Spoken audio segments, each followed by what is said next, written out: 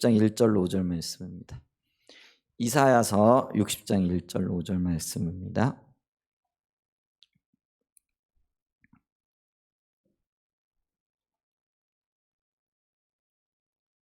우리 한 목소리로 같이 한번 좀 크게 읽도록 하겠습니다. 일어나라, 빛을 발하라. 이는 내 빛이 이르렀고 여호와의 영광이 내 위에 임하였음이니라. 보라, 어둠이 땅을 덮을 것이며 캄캄함이 만민을 가리려니와 오직 여호와께서 내 위에 임하실 것이며 그의 영광이 내 위에 나타나리니 나라들은 내 빛으로 왕들은 비치는 내 광명으로 나아오리라. 내 눈을 들어 사방을 보라. 무리가 다 모여 내게로 오느니라. 내 아들들은 먼 곳에서 오겠고 내 딸들은 안기어 올 것이라. 그때 내가 보고 기쁜 빛을 내며 내 마음이 놀라고 또 화창하리니 이는 바다의 부가 내게로 돌아오며 이방 나라들의 재물이 내게로 옴이라. 아멘. 근데 광고를 또 하나 잊어버려가지고 오늘 저녁 예배는요, 그 여전대 예배 드리고 아마 여전대 식사까지, 저녁 식사까지 할 계획을 가지고 계신 것 같아요. 이렇게 식사하시고 교제하시고요. 가정 예배는 가족끼리 이렇게 교제하는 그런 시간들로 대체하도록 하겠습니다. 그래서 오늘 저녁 예배는 교회에서는 드리지 않습니다. 이 점 유념하시기 바랍니다. 네, 이 시간 우리 주일날 아침에 십자가 복음의 유업들을 지금 말씀을 계속해 나누고 있는데요. 지난 주간엔 보호의 유업이었고 그 지난 주간에는 성령 사역의 회복 이런 말씀들을 가지고 나눴는데 오늘은 이제 부의 유업이라는 주제를 가지고 말씀을 좀 나누기를 원합니다. 우리가 십자가 복음에 설 때 다른 말로 얘기하면은 신앙의 본질 가운데 설 때 하나님께서는 그 백성들과 자녀들에게 놀라운 긍휼과 자비를 이렇게 베풀어 주시죠. 그래서 하나님이 함께 하시게 되면은 하나님이 함께 하시는 증거들, 열매들이 나타난다라는 거죠. 그 중에 하나가 부의 유업이고 또 성령 사역의 유업이고 또 하나님의 보호의 유업이라 이렇게 말씀드릴 수 있잖아요. 지난주 금요일 날 저녁에 이렇게 우리가 기도회를 하잖아요. 특별히 우리 교회가 중보기도하는 교회로서 하나님의 뜻을 이루고 또 하나님의 뜻을 붙잡고 기도하는 이제 그런 교회가 되어지길 원하고 또 하나님께서 그 일을 하라고 우리를 부르셨다라는 인식이 있고 비전을 이렇게 주시잖아요. 그래서 우리 지금 현재로서는 몇 분이 모이진 않죠. 한 10명에서 12명 정도 이렇게 금요일에 모여서 예배를 드리고 기도회를 하는데요. 근데 그 정도 숫자면은 사실은 우리가 밑에서 이렇게 모여가지고 기도하는 게 참 편안해요. 왜냐하면은 이 공간이 여기 너무 넓게 되어지면은요 사람은 얼마 없는데 지금도 이렇게 많은 분들이 아니죠. 그러니까 예배 자체가 굉장히 이렇게 좀 힘들죠. 찬양도 힘들고 이제 그럼에도 불구하고 금요일 날 저녁에는 꼭 본당에 올라와서 우리 기도하자. 왜냐하면은 하나님께서 우리에게 기도하라고 하시는 그런 사명을 주셨고 또 기도에 동참하고 또 교회적으로 동참한다라는 그런 또 우리가 그 비전을 인식하고 있다라는 어떤 의미로 본당에서 우리가 함께 예배를 드리자. 뭐 어디서 모여 예배드리고 기도하든 뭐 그게 큰 상관없겠지만은 우리가 교회가 전부 다 따라간다라는 어떤 그런 입장에서 본당에서 예배드리자고 본당에서 이렇게 드리고 있잖아요. 그래서 제가 광고로 겸 이렇게 말씀드리는 거는 그 시간 기억하시고 더 많이들 나와서 기도해 주시라는 거죠. 근데 오늘 제가 하고 싶은 얘기는 뭐냐면은요. 이제 금요일 날 이제 기도회를 마치고 이렇게 나가려고 하는데 우리 권사님이 제 아내에게 이렇게 얘기를 하시더라고요. 하나님께서 2주간 그 지난 주간이죠. 이제 병원에 이렇게 다녀오셨는데 하나님께서 병을 치료해 주셔서 의사가 더 이상 약 먹지 않아도 된다고. 그래서 약 처방을 안 하셨다고 이렇게 얘기를 하시더라고요. 근데 그 병이 참고로 평생 동안 약을 먹어야 되는 거로 제가 알고 있어요. 그래서 수년 동안 약을 드셔 오셨고요. 꽤 오랫동안 쭉 약을 드셨고 또 병원도 서울까지 이렇게 다녀오시는 이제 그런 번거로운 그래서 뭐 한 달에 한 번씩 그 시간을 내 가지고 서울까지 갔다 와야 되는 이제 그런 어떤 질병이죠. 근데 하나님께서 우리의 기도를 들어주셨고 또 그래서 약을 더 이상 먹지 않아도 되겠다라는 진단이 처방이 내렸고요. 그래서 치유하신 하나님 그리고 어떤 면에서 기도해 주신 것에 대해서 고맙다고 이렇게 표현하시는 거를 이렇게 들었거든요. 근데 이런 것들이 바로요 성령 사역의 회복의 한 부분이고요. 하나님의 자녀들에게 임하는 하나님의 상급이고 유업이 되어진다라는 거죠. 그러면 모든 병이 다 고침을 받아야 되느냐? 물론 그건 아니죠. 근데 하나님께서는 하나님의 자녀들이 회복되어지고 치유되어지고 하나님의 생명 가운데 풍성하게 거하길 원하신다라는 거죠. 예, 그런 유업이 있다라는 것들을 기억해야 되겠고요. 오늘 우리가 살펴볼 부의 유업도 바로 하나님께서 생명 가운데 있는 자녀들에게 주시는 풍성함의 한 열매들이라는 거죠. 그러니까 우리도 우리의 자녀들이 풍성하고 부족함 없이 살아가길 원하고, 그리고 내가 지원해 줄 수 있다라 그러면은 예를 들면 뭐 내가 가진 모든 것들 털어서라도 지원해 주고 싶은 마음이 있잖아요. 마찬가지로 하나님께서도 하나님을 경외하고 주님을 바라보는 자녀들에게 이런 그 회복, 치유, 풍성함 이런 것들을 주기를 원하고 계시다라는 것이죠. 그리고 그것을 하나님의 말씀에 담아서 약속하고 계시고, 그리고 이 약속을 붙잡고 우리에게 기도하라라고 요청하고 계시다라는 것들을 기억해야 됩니다. 특별히 오늘 우리가 이사야 60장을 읽었는데요. 이 이사야 60장에 보면은 하나님의 많은 어떤 회복 또 주어지는 유업들 가운데 부와 관련되어져 있는 하나님의 그 회복과 유업들에 대해서 말씀해 주고 계시다라는 것이죠. 물론 이 말씀들은 특별히 오늘 1절에서 5절까지 읽었는데요. 이스라엘 백성들이 징계와 심판이 끝나고 난 다음에 회복되어지고 그때에 하나님께서 놀라운 부로 함께 하실 것에 대한 1차적인 예언의 말씀이고요. 그리고 이 예언의 말씀이 이스라엘 백성들이 바벨론에서 그 가나안 땅으로 돌아올 그때에 성취가 되어졌던 것들을 이렇게 볼 수 있잖아요. 그런데 이 이사야 하반부의 말씀이 이중적인 예언의 구조를 가지고 있다라고 말씀드렸죠. 그래서 이 말씀들은 이스라엘 백성들에게 주어질 뿐만 아니라 메시아에게 주어졌고, 그리고 메시아 안에 있는 신학의 교회들에게도 주어지는 말씀이다. 그래서 이게 오늘날 저와 여러분들에게도 관련이 있는 약속되어진 하나님의 말씀이라는 것을 기억해야 된다라는 것이죠. 그럼 오늘 어디에 그러면 부의 유업에 대해서 이야기를 하고 있느냐? 5절에 보면 이렇게 말씀을 하고 있죠. 우선 1절에 보면 일어나 빛을 발하라 내 빛이 이르렀고 여호와의 영광이 내 위에 임하였음이라 이러면서 하나님의 영광이 우리와 함께 할 것에 대해서 말씀하고 계시죠. 그래서 일어나 빛을 발하라 라는 이 말은 하나님의 명령이면서 동시에 어떤 의미에서는 약속이다라는 거죠. 그래서 이게 명령이라는 의미로서는요, 너희가 어려움 가운데에서도 함께 할 테니까 힘을 내라라는 그런 어떤 의미도 있고요. 그 다음에 약속으로서 이 말씀이 주어질 때는요, 하나님이 반드시 이런 일들을 이루시겠다라는 그런 의미가 있다라는 거죠. 자, 그러면서 2절과 3절, 4절에 보면은 어둠 가운데 빛이 임하게 되어지고요, 하나님의 영광이 나타나게 되는데 그 중에 한 그 영광의 한 부분이 뭐냐면 5절에 이렇게 말씀하죠. 그때 내가 보고 기쁜 빛을 내며 내 마음이 놀라고 또 화창하리는 이는 바다의 부가 내게로 돌아오며 이방 나라들의 재물이 내게로 옴이라. 바다의 부와 이방 나라들의 재물이 이게 동의적 병영구라라고 얘기를 합니다. 같은 의미인데 표현이 다른 거죠. 근데 의미는 같다라는 거죠. 그러면 이게 바다의 부가 이방 나라들의 재물이라는 거죠. 근데 이제 말 그대로 보면 바다의 부라는 거는 이게 하몬얌이라는 히브리어를 쓰는데요. 하몬이라는 군중이라는 뜻이고요. 많다라는 그런 의미고요.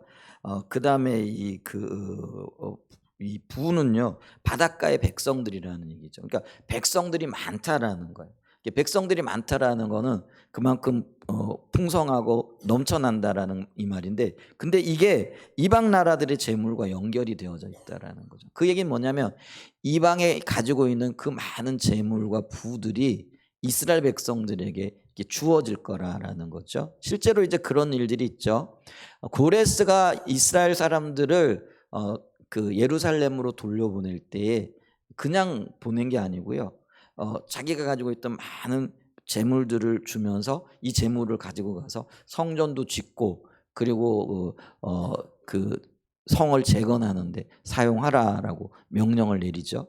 그래서 그 칙령을 내릴 때 보면은 소금도 줘라, 또 성전을 지을 때 필요한 나무도 줘라, 뭐 돌들도 줘라, 얼마까지 줘라, 이제 이런 어떤 명령들을, 칙령들을 내리는 것들을 이렇게 보죠.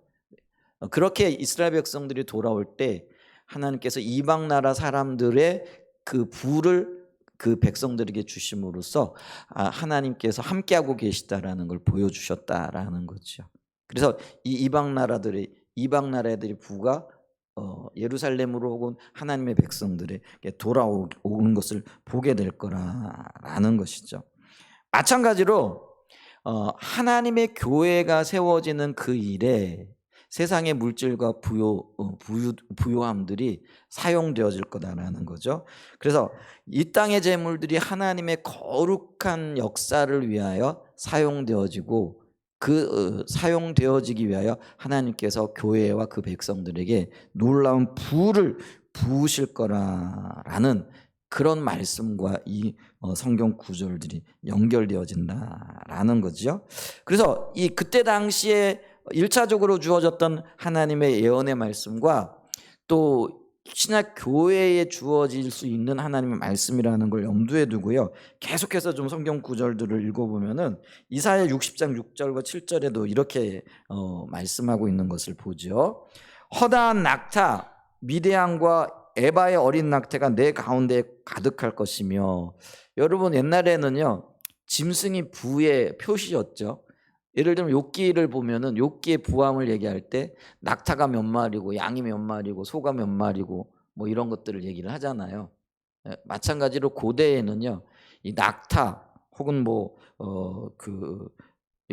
미디안과 에바의 어린 낙타, 뭐 약대라고 얘기하기도 하고요. 소가 얼마고 짐승이 얼마고 양이 얼마고 뭐 이런 것들이 부의 상징이었던 것들을 이렇게 볼 수 있잖아요. 근데 허다한 낙타 미디안과 에바, 이 미디안과 에바는 분명하게 이방인들이잖아요. 이방 지역의 낙타들이고 그리고 짐승들인데, 근데 이 이방 지역에 있었던 허다한 낙타들이 어떻게 된다라는 거죠? 내 가운데 가득할 것이다, 너에게 차고 넘칠 것이다 라는 그런 의미죠. 뿐만 아니라 스바 사람들은 다 뭘 가지고 온다고요? 금과 유향을 가지고 와서, 이렇게 얘기를 하죠. 여러분 금도 굉장히 귀한데요, 유향, 오늘날로 얘기하면 아주 고도의 밀도화되어져 있는 어떤 향수 같은 거잖아요. 여러분 향수가 어떤 거는 금값보다도 더 가치가 있는 것 아시죠? 그래서 요만한 향수 한 병이 뭐 몇 천만 원 하는 것도 있다고 그러더라고요. 물론 원액이겠죠. 뭐 고도로 정제되어졌거나 귀한 어떤 것들이겠죠. 근데 그 금과 유향이 내게로 오게 될 거라, 모여들게 될 거라라는 거죠. 근데 여러분 이게요 어떤 의미에서 보면은 얼핏 생각나기에 솔로몬 시대에 그 금이 은이 귀하지 않고, 그러니까 너무나 금이나 은이나 이런 것들이 흔했기 때문에요. 사람들이 그런 것들이 귀함을 모를 정도로 부요했다라는 그 성경의 기록들을 이렇게 보게 되어지잖아요. 그러니까 이게 솔로몬 시대의 그 풍성했던 어떤 그런 풍성함들을 연상시켜요. 근데 그런 어떤 놀라운 하나님의 부와 유업들이 그 백성들에게 부어질 거라는 그런 말씀이라는 거죠. 그러니까 우리가 장사를 잘해서 혹은 우리가 열심히 일을 해서 부가 모여드는 게 아니고요, 하나님의 은혜와 하나님의 목적을 위하여 그 백성들에게 부를 주시겠다라는 그런 의미가 되어진다라는 것이죠. 그래서 금과 유향을 가지고 와서 여호와의 찬송을 전파할 것이며, 7절에 보면 게달의 양무리는 다 내게로 모일 것이요 느바요새 순양은 내게 공급되고 내 제단에 올라 기꺼이 받음이 되리니 내가 내 영광의 집을 영화롭게 하리라, 이렇게 얘기를 하고 있는 것을 보죠. 자, 60장 17절에도요 이런 말씀을 하고 있습니다. 내가 금을 가지고 노수를 대신하며 은을 가지고 철을 대신하며 노수로 나무를 대신하며 철로 돌을 대신하며 화평을 세워 관원으로 삼으며 공의를 세워 감독으로 삼으리니. 여러분 보세요. 얼마나 이렇게 흔하고 얼마나 하면 철 대신에 돌 대신에 금을 대신하고 은을 대신하겠다, 이런 말씀들을 우리에게 주고 계시다라는 것이죠. 그래서 우리가요 하나님의 유업 가운데 또 신앙의 본질 가운데 있을 그때에 하나님은 하나님 나라의 목적과 주님의 뜻을 이루기 위하여 하나님은 저와 여러분들을 통하여 하나님의 뜻과 목적을 이루기로 작정하셨잖아요. 그걸 우리가 동역자의 삶이라 이렇게 얘기를 합니다. 하나님은 하나님의 백성들, 곧 저와 여러분들, 교회를 통하여 하나님의 일을 이루기를 원하신다라는 거죠. 그럼 하나님의 일을 이루기 위해서는 어떻게 되는 거예요? 하나님께서 능력을 주셔야 되죠. 필요를 채우셔야 되죠. 그게 이제 하나님의 의중이고 의도라는 거죠. 그렇기 때문에 하나님은 하나님의 온전한 백성들, 또 하나님의 뜻을 이루기를 갈망하는 하나님의 자녀들에게 하나님의 부를 부으시겠다라고 말씀하셨다라는 것이죠. 그래서 이 그 교회 역사를 보게 되어지면은요, 하나님에 대해서 열려 있었고 하나님의 뜻대로 살고자 하는 그런 열망을 가진 사람들이 모인 나라, 그 국가들은요, 하나님께서 놀랍도록 일하셨던 것을 이렇게 보죠. 여러분, 로마가 그 단 몇 세기 만에 기독교 국가로 탈바꿈하게 되잖아요. 그러면서 이 로마가 세계를 지배하는 국가가 되어졌고요. 그 다음에 우리가 유럽을 보더라도 그렇죠. 유럽이 이렇게 복음화되어지면서 하나님을 잘 섬길 때가 있었어요, 한때. 그럴 때요, 예를 들면 영국 같은 경우가 이제 해가 지지 않는 나라라 이렇게 얘기를 하죠. 영국의 예를 들면 빅토리아 여왕 때라든지 엘리자베스 여왕 때라든지, 어떤 의미에서 보면은 이게 그 여자분들이 더 이렇게 신실한 것 같아요. 오늘날에도 보면 교회가 그렇잖아요.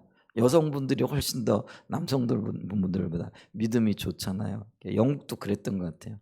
예를 들면 엘리자베스 여왕이라든지. 근데 이제 이분들이 또 여인들이 오래 살잖아요. 엘리자베스 여왕도요, 상당히 오래 집권을 하죠. 여왕으로서 재위를 했단 말이에요. 그다음에 이제 빅토리아와 여왕 때도 그렇고요. 근데 그분들이 공통적인 특징이 있는데 그분들이요, 아주 신실한 신자들이었다라는 거죠. 그러면서 그 시대에요, 영국이 세계적으로 물론 이제 이게 나라가 발달하고 뭐 정치적으로 이렇게 성장을 하다 보니까요, 뭐 식민지를 삼아 가지고 괴롭히는 어떤 일들도 물론 있었어요. 흑암이 이렇게 물론 있죠. 흑암이 물론 있지만 그럼에도 불구하고 공과 사가 있음에도 불구하고요, 대체적으로 그 나라가, 그리고 유럽이 그때는요, 하나님 중심적인 삶을 살려고 했고 교회 중심적인 어떤 신앙생활을 하려고 많이 애를 썼던 때라는 거죠.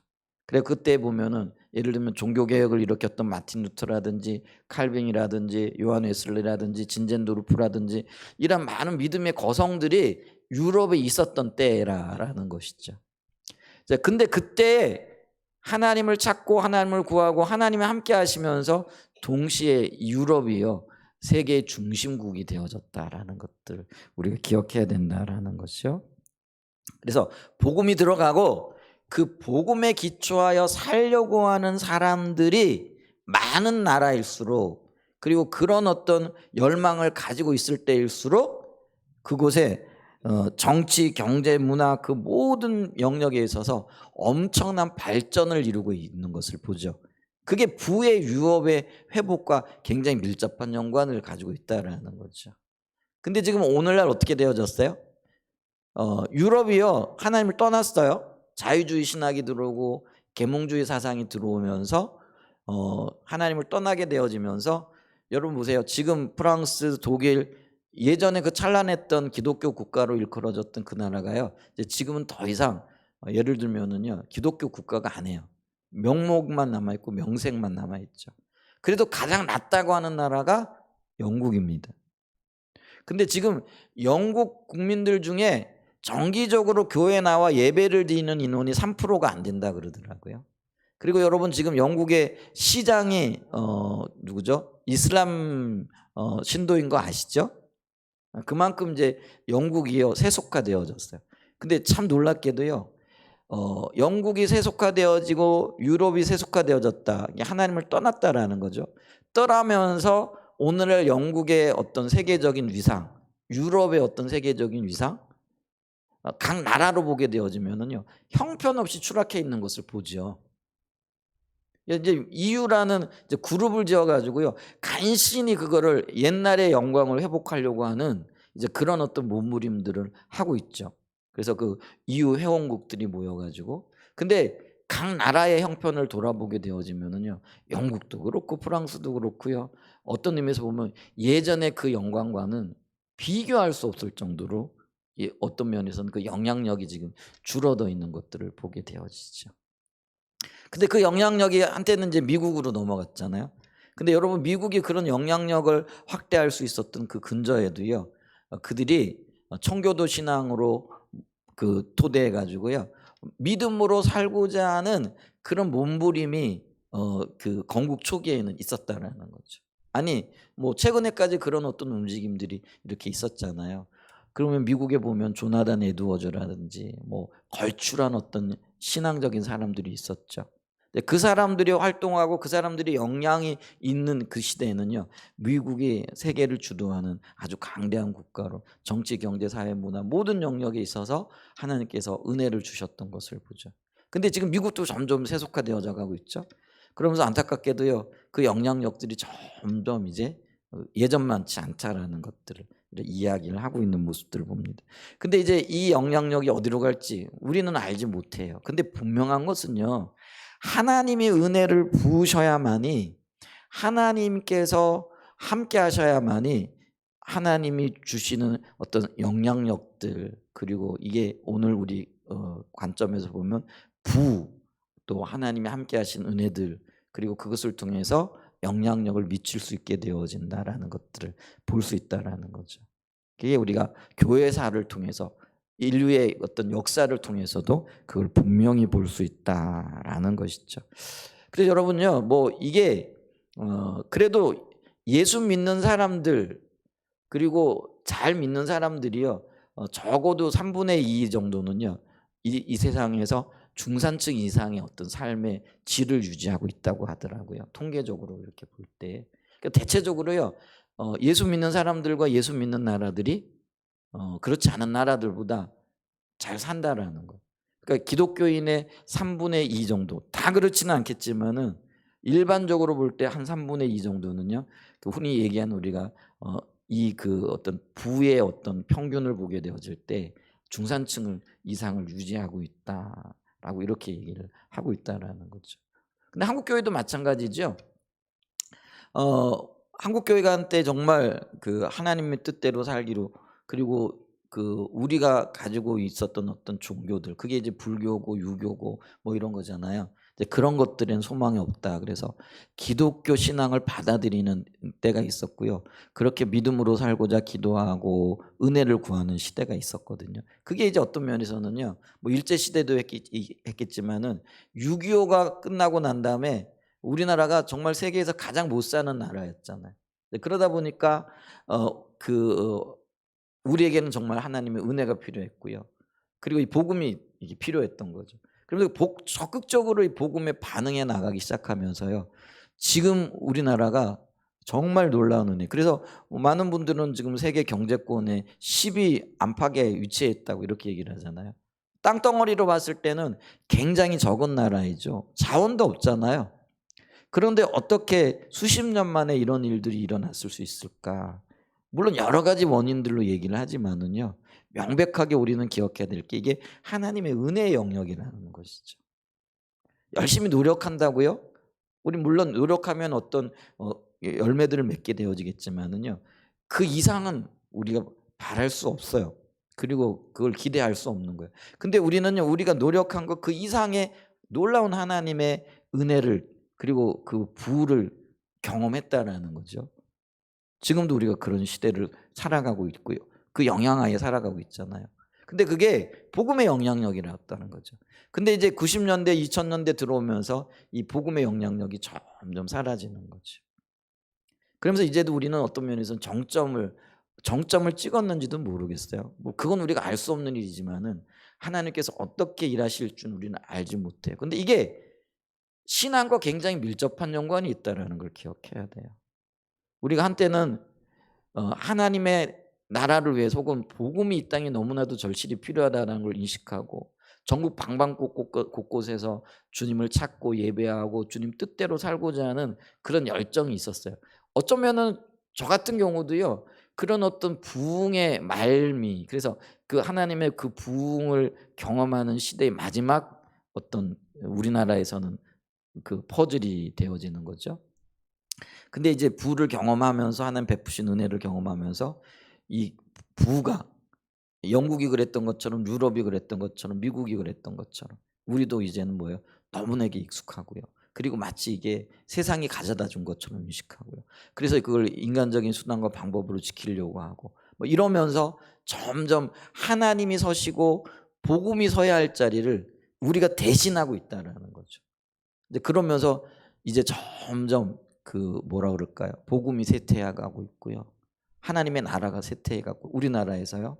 그러면서 이게 어떤 면에서는 하나님의 은혜도 점점 사라져 가고 있는 것들을 보죠. 근데 그게요. 너무나 급속하게 임하고 있다라는 거죠. 그러니까 그게 이제 영국이나 유럽이 100년, 200년 걸렸다면은요. 미국은 뭐 한 50년 걸려. 우리는 근데 10년 만에 그 일들이 지금 일어나고 있다라는 거죠. 아주 무서운 속도로 그 일들이 지금 일어나고 있다라는 것들을 기억해야 됩니다. 이거 어떻게 해야 되겠어요? 우리가 이걸 인식해야 되는 거죠. 그게 굉장히 중요하다라는 거죠. 자, 첫 번째로요. 하나님의 의도는 처음부터 생명과 복이라는 것이죠. 자, 그걸 우리가 어디서 알 수 있느냐면요.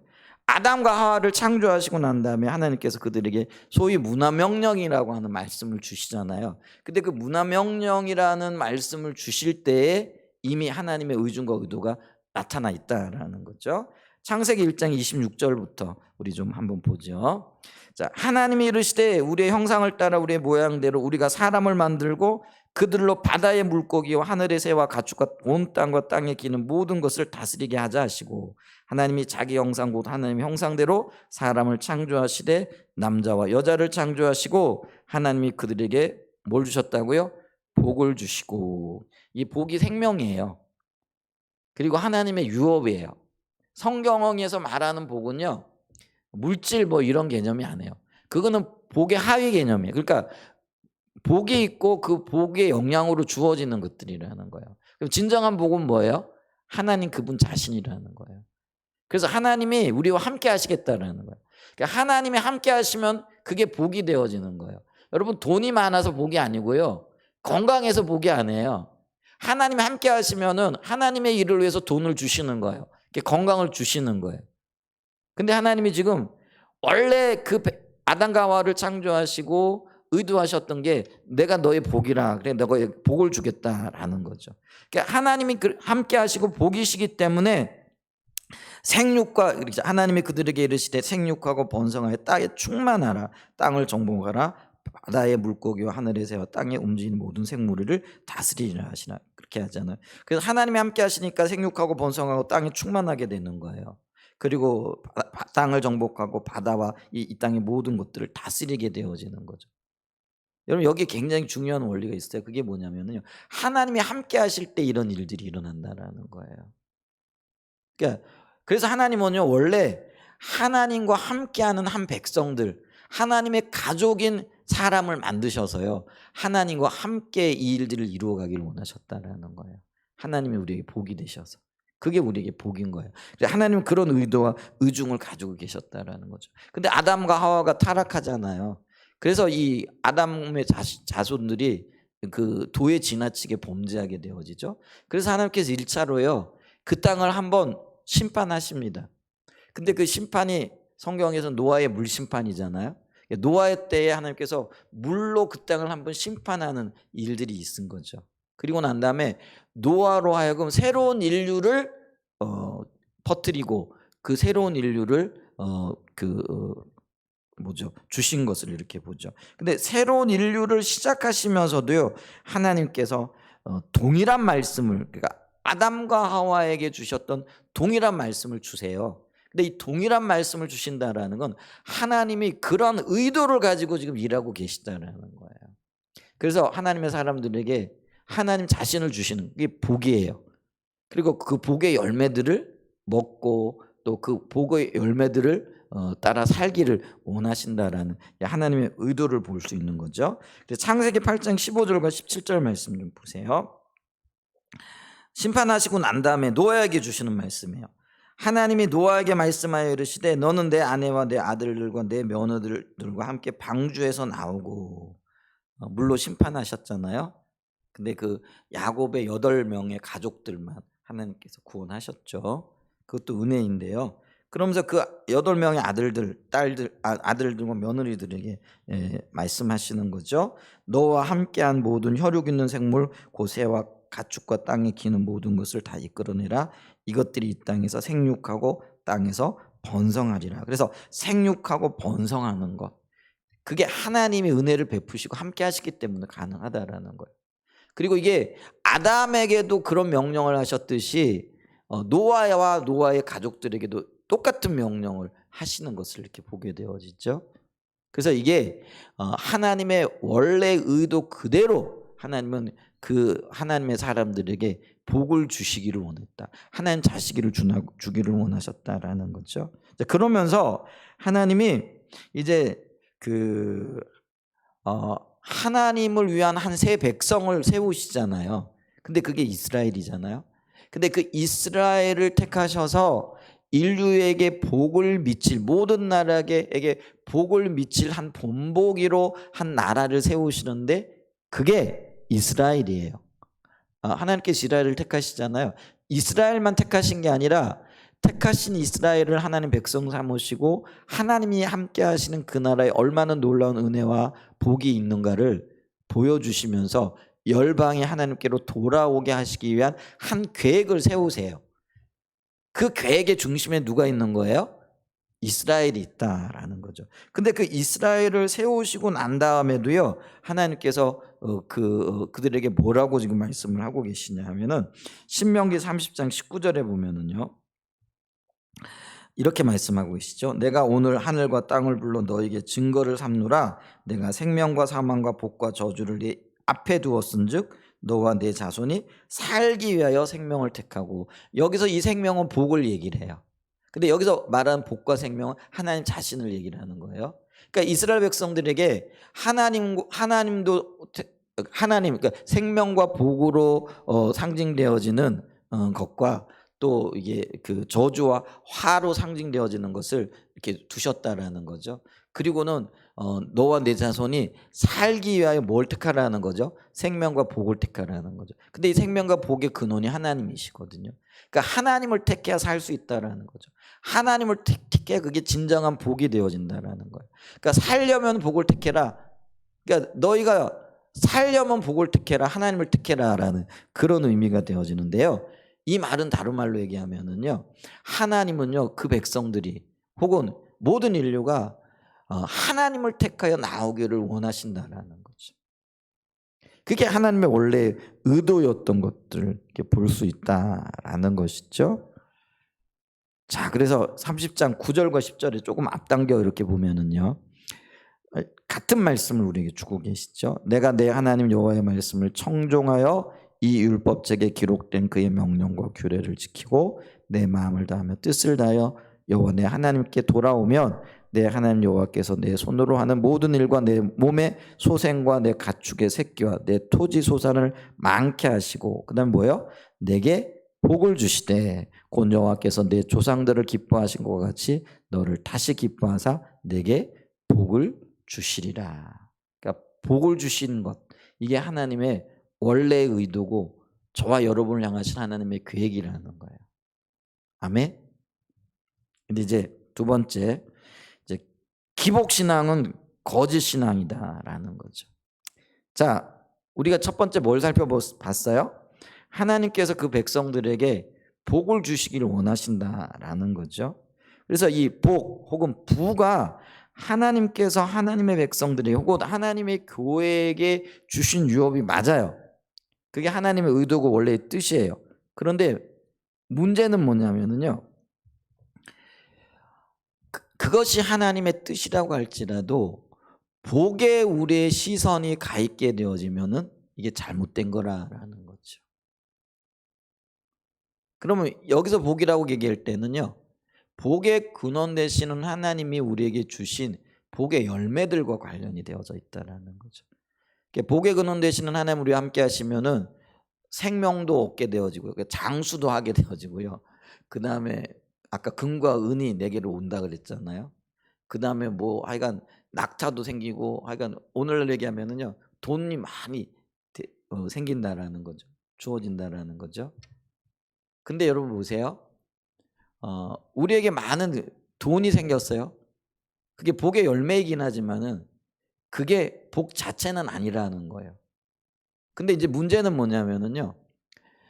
복의 근원 되시는 하나님께 초점을 맞추는 게 아니라요. 복의 열매로 온 어떤 것들에 초점을 맞추기 시작하면은요. 이게 있잖아요. 하나님을 사랑하는 것, 하나님을 섬기는 것, 하나님과 함께 하는 게 아니라라는 거예요. 예를 들면은요. 부모님들이 자녀들을 참 사랑하죠. 그래서 자녀들이 필요한 것들을 늘 채워주죠. 먹을 것 줄 뿐만 아니라 생일을 맞으면은 뭐 생일날 아주 요즘 아이들 생일 맞으면은 이제 데리고 나가서 밥도 먹이고 즐거운 시간도 가지고 뭐 이렇게 하나 봐요. 저는 그렇게 못 해봐가지고 이제 근데 요즘은 이제 그렇게 하는 것 같아요. 우리 주일학교 어린이 중에 하나도 생일이래요. 그래서 데리고 나가지고 밥도 먹어야 되고 뭐 해야 된다고 이렇게 얘기를 하더라고요. 그래가지고 오늘 교회를 못 나왔어요. 아직까지 뭐 믿음이 없으니까 뭐 그러려 하는데 이제 근데 여러분 보세요. 부모는 자녀들에게 좋은 걸 주기를 원해요. 맛있는 것도 사주고 필요도 채워주고 공부도 시켜주고. 근데 자식의 입장에서요. 나에게 좋은 것을 채워주시는 그 부모보다도 부모가 준 어떤 것들 그게 돈일 수도 있고 유산일 수도 있고 뭐 맛있는 밥일 수도 있고 선물일 수도 있잖아요. 근데 그게 어 부모가 준 거기 때문에 소중한 건 해요. 그런데 그것이 부모는 아니고요. 그것이 본질은 아니잖아요. 그런데 이 자녀들은요. 까딱 잘못하게 되어지면은요. 그 부모님보다 미숙할수록 더 그렇겠죠. 부모가 준 것들에 더 초점을 맞추고 그걸 더 소중하게 여기는 거예요. 예를 들면은요. 우리 여기 주한이 있는데 주한이가 진짜 좋아하는 게 뭔지 모르겠는데 그거를 이렇게 하나 가득 사 가지고요. 이렇게 주한이에게 줬어요. 뭐 하나 가득하면 좀 그런데 그거를 진짜 좋아하는 하나를 사 가지고 이렇게 주한이에게 줬어요. 이게 주한이가 너무 좋아하는 거 자기가 좋아하는 거니까. 근데 이제 엄마가 "주한아 그거 나 한 입만 줘." 혹은 뭐 "야 그거 좀 반 나눠서 나한테 줘." 그러면은 이 주한이가 고민이 생길까요? 안 생길까요? 심각한 고민이 생길 거예요. 그러니까 미숙하면 미숙할수록 더 그런 거예요. 근데 이제 예성이한테 좀 그렇게 하면은 예성이는 큰 고민은 안 할 거예요. 왜냐하면은 이게 엄마가 준 것보다도 엄마가 더 소중하고 이렇게 엄마를 택하면은 그런 거 몇 개라도 더 얻을 수 있다는 걸 알고 있잖아요 이제는. 그게 이제 성숙했다는 의미거든요.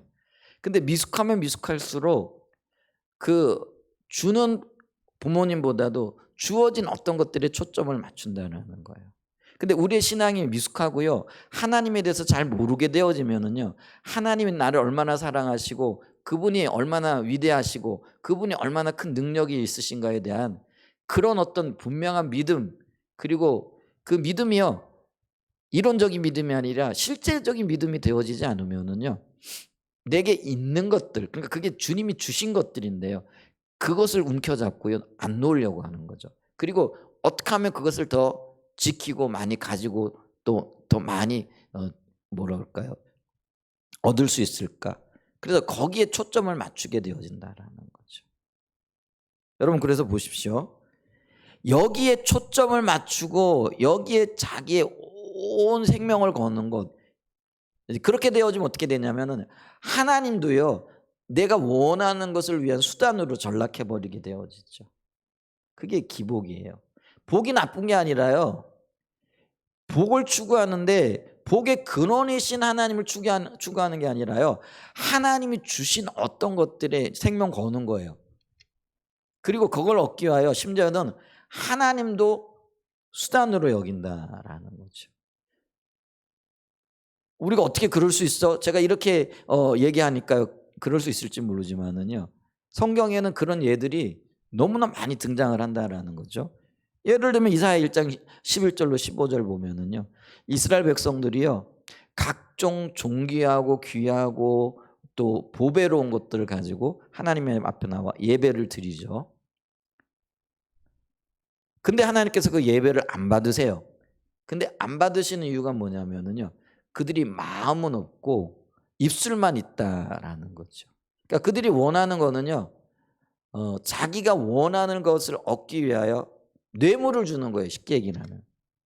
여러분, 우리가 뭐 뇌물과 선물이 어떻게 다른지 모르지만 좀 다르긴 하죠. 근데 보세요. 예를 들면은 내가 원하는 어떤 것들을 얻기 위해 가지고 선물을 사갖고 뇌물로 이렇게 주잖아요. 그러면은요, 뇌물을 받는 사람에게 초점이 있어요. 결국 내가 원하는 것을 얻기 위한 것에 초점이 있어요. 뇌물은. 그러니까 이스라엘 백성들이 정확히 그랬다라는 거예요. 하나님 앞에 와가지고요, 존귀한 것들을 가지고 소도 잡고 양도 잡고, 그리고 뭐 심지어는 예레미야 시대 보게 되어지면은 아까 금보다 귀한 게 향수라 그랬잖아요. 그런 향수, 향유 뭐 이런 것들을 갖다가 하나님 앞에 부어 드리는 거예요. 하나님 향으로 흠양하시옵소서. 이렇게 드리는데요. 근데 하나님은 그걸 안 받으신다라는 거죠. 왜냐하면 하나님은 그가 이게 선물인지 뇌물인지를 그 중심을 아시니까 너무나 잘 아는 거죠. 그 백성들이 그렇게 드리면서 하나님께는 관심도 별로 없고요. 하나님의 마음, 하나님이 원하시는 것에 대해서는 별로 관심이 없어요. 다만 오로지 원하는 게 뭐예요? 이거 받으시고 내가 원하는 거 내놓으라는 거예요. 내가 이런 귀한 것들을 드리니까 하나님 이거 받으시고 내가 원하는 거 그거 채워주세요. 그거 들어주세요. 그러니까 기도를 할 때도 그런 식으로 기도를 한다는 거예요. 그게 기복주의 신앙이고요. 그게 기복주의적인 기도의 내용이라는 거죠. 그런데 성장하고 성숙하게 되어지면은요, 어떻게 되어지는 거죠? 정말 하나님이 원하시는 게 뭐지? 하나님을 기쁘시게 하려면 어떻게 해야 되는 거지? 이렇게 우리의 태도와 우리의 신앙이 바뀌어지게끔 되어져 있다라는 거잖아요. 근데 미숙할수록 나의 원함, 내게 초점을 맞추어지는 거죠. 그게 기복신앙이고요. 성경은 그런 예들로 가득 차 있고요. 오늘날 우리의 모습 속에서도요, 이런 모습들을 결코 우리가 생소하게 보지 않는, 너무나도 흔하게 볼 수 있는 모습들이라는 것이죠. 그리고 심지어는요, 이렇게 신앙생활 하도록 영적인 지도자들이 부추기고 있는 모습들이 너무나 많다라는 거죠. 그래서 구약 성경에서는 이들을 가리켜서 거짓 선지자들이라 이렇게 얘기를 해요. 그래서 이 거짓 선지자들에 대해서 예레미야 6장 13절과 14절에 보면은요, 이는 예레미야 6장 13절로 14절입니다. 이는 그들이 가장 작은 자로부터 큰 자까지 다 탐욕을 부리며 선지자로부터 제사장까지 다 거짓을 행함이라. 그들이 내 백성의 상처를 가볍게 여기면서 말하기를 평강하다 평강하다 하나 평강이 없도다. 여기 평강이 샬롬인데 진정한 평강은 어떤 사람들에게 임하는 거예요? 하나님과의 관계가 좋은 사람들에게 임하는 거예요. 근데 하나님과의 관계가 좋으려면 어떻게 해야 돼요? 하나님이 원하시는 것이 무엇인지, 그리고 하나님이 기뻐하시는 것이 무엇인지 그 마음을 알아. 그 마음을 흡족하게 해드리는 사람들이에요. 이걸 우리는 오늘날로 얘기하면 신앙의 본질 위에 선 사람들, 혹은 십자가의 복음에 토대한 사람이라 이렇게 얘기할 수 있다는 거예요. 그러니까 바른 신앙 안에 선 사람들이 하나님과의 관계가 좋은 거예요. 그리고 그 관계가 좋은 사람들이 하나님은 뭘 주시는 거예요? 평강을 주시는 거예요. 그런데 마음의 욕심을 가지고 내가 원하는 것만 돼. 하나님의 마음, 의도와 이런 건 상관없어. 그러면서 탐욕을 부리는 선지자들, 탐욕을 부리는 제사장들, 탐욕을 부리는 하나님의 백성들이 너무나 많은 거예요. 근데 그들이 하나님과의 관계가 깨어져 있는데 진정한 샬롬, 진정한 평강과 하나님 복이 함께 할까요? 함께 하지 않을까요? 함께 하지 않는 거예요. 근데 함께 하지 않는데도 하나님의 백성들이 이렇게 하면 잘 될 거야. 그러면서 그들을 더 부추기는 거짓을 지금 말하고 있다라는 거예요. 근데 그 이유가 뭐라는 거예요? 탐욕을 부렸다라는 거예요. 욕심이 있더라는 거예요. 그래서 그들이 원하는 것 들어주고 그들이 원하는 것 잘 말해주면은요, 사람들이 좋아하더라는 거죠. 여러분 있잖아요. 오늘날 정직하게 하나님의 종들이 이 상태로 가다가 망할 겁니다. 하나님이 함께 하시지 않을 거예요. 우리 신앙이 지금 문제가 있어요. 이렇게 얘기해 주는 것과 잘 될 겁니다. 별일 없을 거예요. 뭐 우리가 이렇게 열심히 기도하고 뭐 또 이렇게 살아가고 있으면 하나님께서 은혜를 베풀어 주실 거예요. 아무 걱정하지 마세요. 자, 여러분들이 들을 때 어떤 말이 더 소망스럽고 어떤 말을 더 듣고 싶으세요? 이대로 있다가는 여러분 망할 겁니다. 우리가 신앙생활 똑바로 안 하면은 하나님이 우리를 징계하실 거예요. 그래서 우리가 정말 망할 거예요. 이렇게 얘기하는 것보다요. 우리 지금 잘 알고 있으니까 조금 지금은 어렵지만은 하나님께서 금방 은혜를 베풀어 주시고 곧 회복될 거예요. 아무 문제 없어요. 우리 지금 잘하고 있어요. 이렇게 얘기해요. 여러분 이게요. 오늘날의 우리의 형편을 정확하게 얘기해 주고 있는 거예요. 여러분 우리가요. 지금 하나님을 떠나 있는 것들을 정확하게 비춰주고 보게 해야 돼요. 그리고 우리가 지금 범죄하고 있다는 사실을 가르쳐 줘야 돼요. 그래 돌이킬 수 있잖아요. 근데 그런 것들에 대해서는 듣기 싫어하니까 아무 말도 안 하고 잘 될 거예요. 문제 없을 거예요. 그러면서 성경에 나와 있는 몇 가지 좋은 약속들이 있잖아요. 너는 내게 부르짖으라. 그럼 내가 내게 응답하고 내가 알지 못하는 크고 비밀한 일들 내게 보이리라. 그러면 부르짖어 기도하면 모든 것들이 잘 될 것 같잖아요. 근데 여러분 부르짖어 기도하기 전에 전제되어져야 할 게 있어요. 그게 뭐예요? 우리의 신앙이 하나님 중심적으로 바로 돌이켜져야 된다는 거예요. 그러니까 우리의 신앙이 돌이켜지지도 않았는데 부르짖어 기도한다고 응답되어지는 게 아니라는 거예요. 성경적인 그 원리가 그렇다라는 거예요. 그러니까 먼저 돌이키세요. 이 말 이전에 부르짖으세요. 그러면 응답하실 거예요. 여러분 이게 맞는 말인 것 같은데 틀린 거예요. 그래서 우리의 영적인 상태를 점검하지 않고 돌아보지 않고요. 성경에 나와 있는 몇몇 좋은 약속들만 가지고 이대로 될 거예요. 걱정하지 마세요. 염려하지 마세요.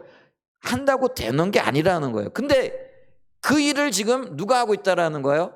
선지자들이 행하고 있고 제사장들이 하고 있더라는 거예요. 근데 그렇게 하는 이유가 뭐예요? 백성들이 좋아하니까.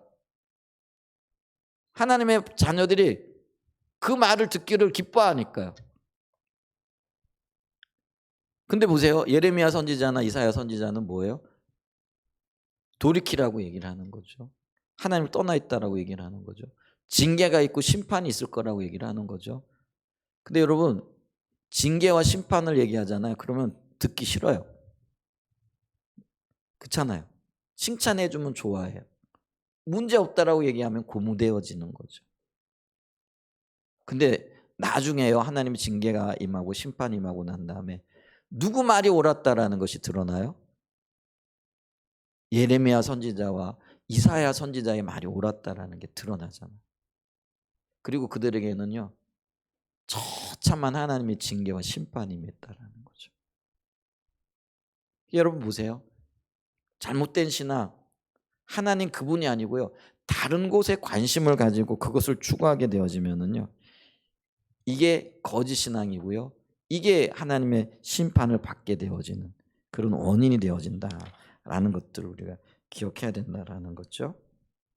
자, 그렇기 때문에 세 번째로요. 우리는요. 철저하게 하나님 중심적인 삶으로 중심적인 신앙으로 돌이켜야 된다라는 거죠. 어떻게 해야 된다고요? 하나님 중심적인 신앙, 하나님 중심적인 삶으로 돌이켜야 돼요. 왜냐하면 그곳에만 하나님의 생명과 복이 흐르기 때문에 그래요. 그게 하나님의 약속이에요. 그럼 하나님 중심적인 삶이 뭐예요? 하나님이 우리에게 의도하셨던 삶인데요. 그게 뭐냐면요. 하나님의 자원으로 하나님의 목적을 위해서 하나님의 방법으로 살아가는 삶이 하나님 중심적인 삶이라는 거예요. 우리 여러 번 들었죠? 자, 뭐로요? 하나님이 주시는 힘과 능력으로. 그게 하나님 자원이에요. 두 번째, 누구를 위해서요? 나를 위해서가 아니에요. 내 목적을 위해서가 아니에요. 내가 원하는 것을 얻기 위해서가 아니에요. 하나님의 목적, 하나님의 뜻을 이루기 위해서야 돼요. 왠지 아세요? 하나님만이 선하시고요. 하나님만이 우리의 생명을 주시기 때문에 사실은 우리가 원하는 것보다 하나님이 내게 주시길 원하는 것이 내게 훨씬 더 유익해요. 그래서 우리는요. 내가 원하는 걸 얻으면 행복할 것 같아요. 근데 여러분, 내가 원하는 걸 얻으면은요 오히려 불행해집니다. 왜냐하면 나는 내 욕심 때문에 그걸 원하거든요. 근데 내게 진정으로 유익한 거를 원하는 거는 아시는 분은요 내가 아니라 하나님이라는 거예요. 정말로 내게 필요한 거, 내게 유익한 거를 하나님은 알고 계시거든요. 그래서 하나님은 그걸 내게 주기를 원하시는 거예요. 그래서 이 하나님의 목적, 하나님의 뜻을 따라 살아가야 될 때 하나님이 내게 주시는 것, 하나님의 나를 통해 이루기를 원하시는 것을 이룰 때 그게 진정한 행복이고 기쁨이 있다라는 거예요. 아멘? 그러니까 우리가 하나님의 목적을 위해 살아야 돼요. 여러분, 우리가요 아무리 지혜롭고요 내가 많이 알고 있는 것 같지만은요 하나님의 지혜는요 진짜 뭐라고 얘기를 할까요? 우주의 먼지만도 못 따라간다라는 거예요. 작은 이 광활한 우주의 작은 먼지, 그거가 같아요. 우리의 존재가 혹은 우리의 지혜가요. 제가요 요즘 참 놀라는 게 있어요. 야, 이게 진짜 천재들이 있더라고요. 제가 어떤 분을 이렇게 보는데 그분이 그런 얘기를 하더라고요. 악기를 연주하시는 분이에요. 옛날에도 제가 그런 얘기를 들었는데, 옛날에 제가 그게 쉽겠네요. 신학교 다닐 때 저희 학교에 정두영 교수님이라고 있었어요. 여러분 정두영 교수님 아세요? 여러분 잘 모를 거예요. 근데 노래 불러보러 와라. 사랑은 언제나 오래 참고 사랑은 언제나 온유하며, 이런 이 찬양 들어보신 적 있죠? 못 들어보셨어요? 한 40년 전에 한국교회에 굉장히 유행했던, 그러니까 복음성가예요. 근데 그 노래를 지으신 분이 정두영 교수님이세요. 근데 이 정두영 교수님이 목사님이기도 하시거든요. 근데 그분이 어느 날 학교 예배를 이렇게 인도를 하시더라고요. 그러더니 피아노를 하나 땡 이렇게 치시더라고요. 이제 그 음악과 관련되어진 이제 설교를 하시잖아요. 그러면 땡 하시더니 물어보는 거예요. 무슨 소리를 들었느냐고요. 무슨 소리를 들었어요? 땡 하는 소리만 들었죠. 그렇죠. 양반이 지금 뭘 하려고 하는데 저런 질문을 하나 그랬더니 여러분 안 들리세요? 그러더라고요. 도대체 무슨 소리가 들린다는 거예요. 땡 하는 소리밖에 안 들립니다. 근데 그분은요 땡 하고 쳤는데 그 땡 하는 소리에 도레미파솔라 시도가 들린다 그러더라고요. 들려요 여러분? 피아노 어떤 음을 하나 땡 쳤는데 그게 도레미파솔라 시도가 들릴까요? 안 들리죠. 근데 그분이 얘기를 해요. 맞죠 여러분? 여러분이 들리면 그 자리에 앉아 있겠죠 그러더라고요. 근데 그분은 그게 들린대요. 그게 재능이고요. 주님이 주신 달란트고요.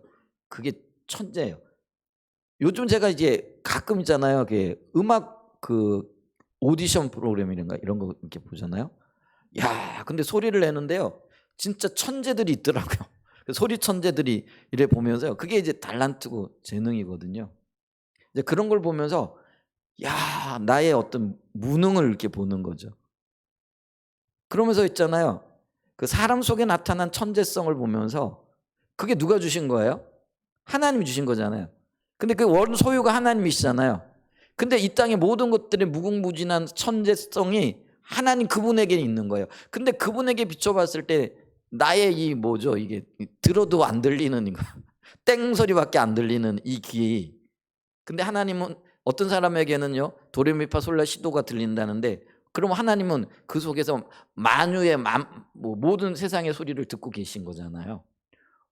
그게 엄청난 차이인 거잖아요. 제가 왜 이야기를 하느냐면은 하나님의 지혜와 나의 지혜가요 천재와 어떤 뭐죠 이게 안천재의 어떤 차이, 그것과는 비교할 수 없을 정도의 하나님의 그 위대하심이라는 거예요.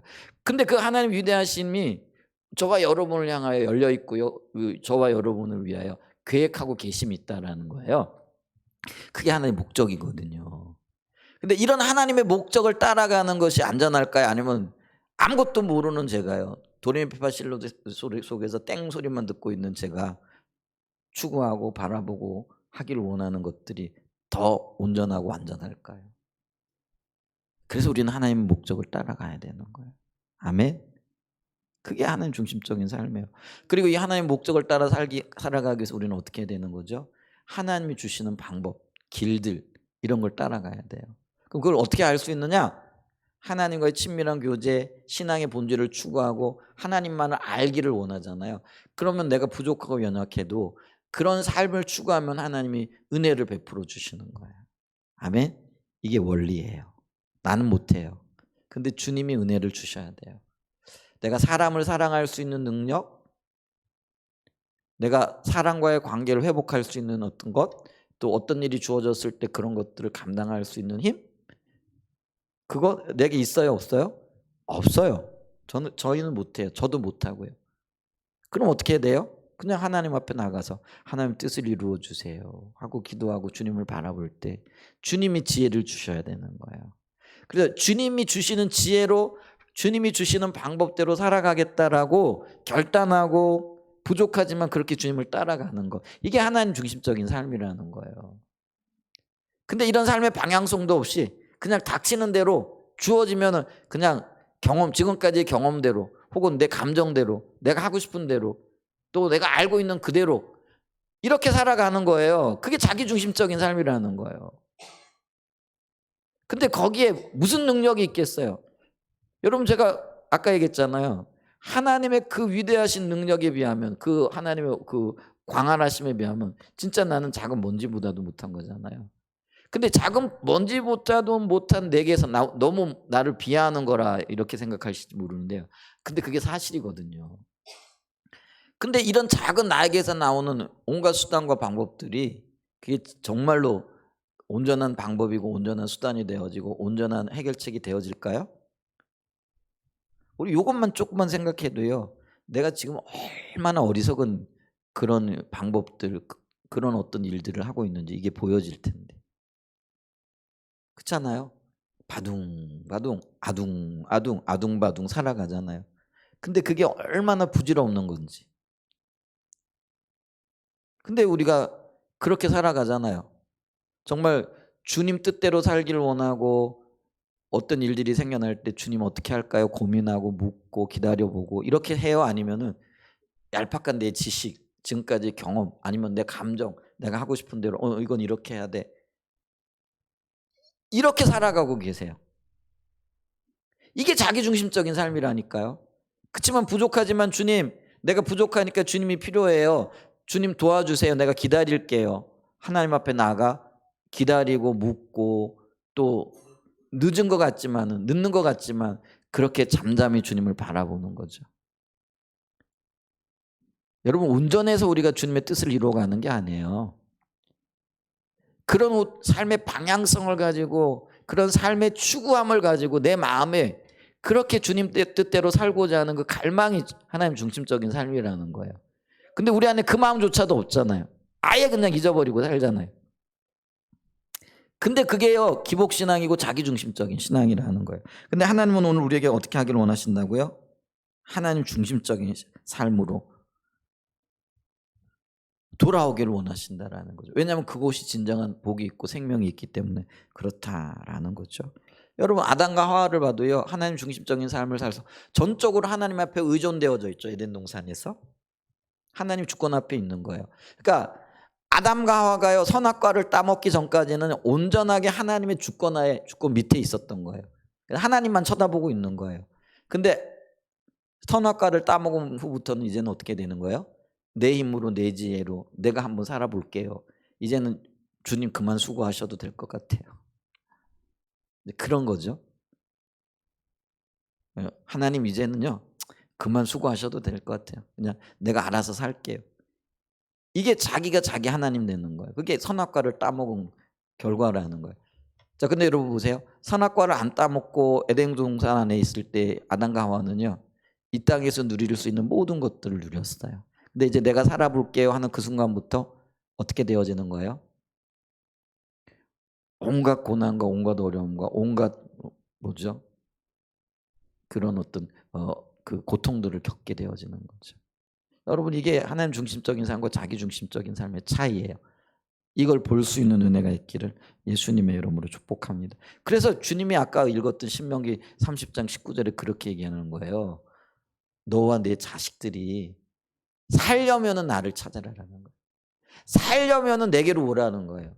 살려면은 복을 택하라는 거예요. 우리 한사랑 예정교회가 살 수 있는 유일한 길은요, 하나님 택하는 거예요. 아멘. 여러분들이 살 수 있는 유일한 길은요, 여러분들의 자식이 살 수 있는, 가족들이 살 수 있는 유일한 길은요, 하나님께로 돌아오는 거예요. 아멘. 하나님이 오늘 그걸 우리에게 주고 계시죠.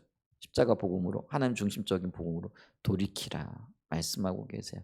자, 네 번째로, 이렇게 신약의 교회가 철저하게 십자가 복음 혹은 하나님 중심적인 삶에 설 때에 부의 회복이 유업으로 주어지게끔 되어져 있다라는 거예요. 아무에게나 주어지는 게 아니라고요. 아까 영국의 예를 들었고, 유럽의 예를 들었고, 미국의 예를 들었고, 우리나라의 예를 들었잖아요. 근데 그때가 문화가 꽃을 피고 많은 나라들에게 정말 좋은 영향력을 미치고, 그럴 때가 언제였다고요? 하나님을 찾고 신앙의 본질에 서고, 그때 교회마다요 기도하는 사람들로 넘쳐나고 주님과 교제하는 것이 기쁨인 거죠. 한때도 한국 교회가 그랬어요. 교회마다 사람들이 넘쳐나고요. 금요일날 저녁에 철야 기도한다 그러면 저는 아직도 기억이 생생해요. 제가 중고등학교 다닐 때요, 저희 교회에 금요 철야 예배가 있었거든요. 15,000명이 모이는 큰 성전이에요. 굉장히 크죠. 15,000명이 모이는. 근데 그 성전이요 꽉 찼어요. 발 디딜 틈이 없어가지고 계단에 앉아가지고 쭈그리고 이렇게. 그래서 조금만 늦게 가면은, 왜냐면 저희는 이제 학교에서 야간 자율학습 하잖아요. 그러면 이제 뭐 그거 끝나고 가야 되니까 가면은 이제 중간에 들어가잖아요. 그러면은 계단에 쭈그리고 앉아가지고 사람들이 왔다 갔다 눈치 보고 비켜주고 이러면서 예배하고, 금요일 저녁에 밤새도록 기도하는 거죠. 오늘날처럼 2시간 기도하는 것도 힘들다고. 여러분도 그렇지 않으세요? 2시간 기도하자 그러면 주여 하는 순간부터 그냥 힘들다고. 근데 여러분 밤새도록 기도하는 거죠. 기도하고 찬양하고 말씀 듣고. 근데 그게 그렇게 즐거웠어요. 그게 기쁨이었어요. 여러분 예배 드리는 것 기쁨이 있으세요? 말씀 듣는 게 즐거움이 있으세요? 아, 이게 내가 살 길이구나. 이게 생각이 되어지면 이게 즐거운 시간 아니겠어요? 근데 그게 없는 거죠. 그러니까 힘들고 어려워요. 아이고, 목사님 언제 끝내주시려나. 지금 살자고 얘기하고 있는 거예요, 여러분. 우리 살아야 되잖아요. 그잖아요. 하나님이 생명으로 우리를. 그래서 여러분 있잖아요, 말씀이 안 들려지면 들려질 수 있도록 이게 너무 어려운데, 제가 지금 근데 어려운 말씀 전하고 있는 거 아니거든요. 가장 기본적인 말씀을 전하고 있거든요. 그리고 이게요, 그러면 이게 안 들려지는 이유는 영적인 역사라는 거예요. 그럼 그 얘기는 뭐냐면 내가 지금 방해를 받고 있다라는 거예요. 사단이 일하고 있다라는 거예요. 근데 사단이 일하고 있는데 사단의 방해를 받아가지고 내가 지금 귀가 닫혀 있고 눈이 닫혀져 있는데도 그걸 모르는 거예요. 여러분 사단의 통치를 받고 싶으세요? 아니면 하나님의 통치를 받고 싶으세요? 근데 내가 지금 사단의 통치를 받고 있으면서도요, 내 마음이 도적질 당해 있고요, 생각이 도적질 당하고 있는데도 불구하고 그걸 모르고 있다라는 거예요. 그럼 어떻게 해야 될까요? 깨어 일어나야죠. 잠자고 있는 곳에서 일어나야죠.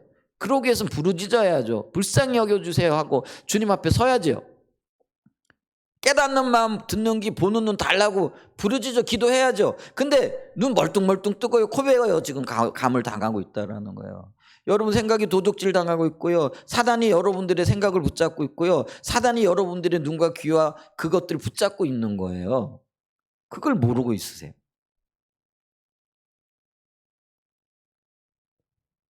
그곳에서 하나님의 생명이 사라지고 있고요, 하나님의 유업이 안전자리에서 빼앗겨지고 있다라는 것을 기억할 수 있어야 된다는 것이죠.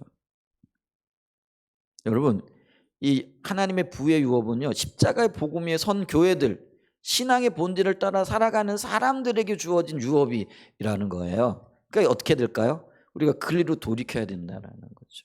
철저하게 하나님 중심적인 삶으로 돌아와야 된다라는 거죠. 여러분 그게 2000년 기독교 역사를 보더라도 너무나 분명한 거예요.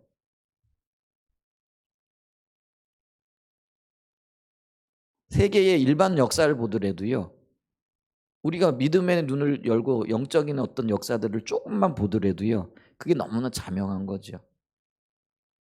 하나님을 찾는 나라, 찾는 대륙은요, 그 시대를 주도해가는 나라였고, 그 시대에 정말 뭐라 그럴까요? 부러움을 사는 나라들이었어요. 근데 하나님 찾기를 멈추기 시작하면서, 여러분, 그게 어느 순간에 탁 끊어진다 얘기 안 해요. 서서히 그런 것들이, 영향력들이 줄어가죠. 유럽이 그게 200년에 걸쳐 가지고 그런 어떤 영향력들이 지금 줄어들고 있는 거죠. 점점 이제는요, 그 영향력들이 거의 미미해져요. 미미해요. 이제 영국이, 유럽이요, 지금 이제는 선교지죠. 한때는 가장 많은 선교사들을 보내는 나라들이었어요. 근데 지금은 오히려 선교사를 받아들여야 할 나라인 거죠. 미국도 점점 그렇게 바뀌어가고요. 우리나라도 지금 그렇게 지금 그럴 위험성이 있어요. 근데 그러니까 돌이켜야 될 필요가 있다라는 거죠. 우리가 그렇게 십자가의 복음으로 돌아갈 때 예수 그리스도만이 우리의 유일한 삶의 터전이 되어지고 교회의 터가 되어지고 반석이 되어지는 자리에 설 때 그게 가능하다라는 거죠.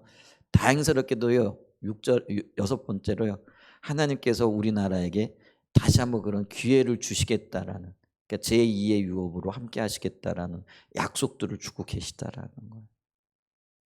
우리가 유업을 놓쳐버리고 떠나 있었는데 이제 하나님께서 다시 한번 긍휼을 베푸시고 회복과 유업으로 주시겠다는 약속을 주고 계시다라는 것이죠. 자, 그래서 우리가 바짝 정신을 차려야 되고, 기회를 주실 때에 이 기회를 잘 잡아야 할 절실한 필요가 있다라는 거죠. 근데 그 일에 저와 여러분들이, 한사랑 예전교회가, 또 저희가 연합하는 그런 교회들이 함께 힘을 내어야 할 절실한 필요가 있는 때라는 거죠. 깨어 일어날 수 있는 귀한 은혜가 있으시기를 예수님의 이름으로 간절히 축복하고 축원드립니다. 아멘. 자, 바로 성찬 예배 드리고요, 식사들 하시고 그다음에 다음 순서 가질 수 있기를 축복합니다. 기도하겠습니다. 내가 너에게 전한 것은 주께 받은 것이니 곧 주 예수께서 잡히시던 밤에 떡을 가지사 축사하시고 떼어 이르시되 이것은 너희를 위하는 내 몸이니 이것을 행하여 나를 기념하라 하시고, 식후에 또한 그와 같이 잔을 가지시고 이르시되 이 잔은 내 피로 새 언약이니 이것을 행하여 마실 때마다 나를 기념하라 하셨으니, 너희가 이 떡을 먹으며 이 잔을 마실 때마다 주의 죽으심을 그가 오실 때까지 전하는 것이니라. 그러므로 누구든지 주의 떡이나 잔을 합당하지 않게 먹고 마시는 자는 주의 몸과 피에 대하여 죄를 짓는 것이니라. 사람이 자기를 살피고 그 후에야 이 떡을 먹고 이 잔을 마실지니.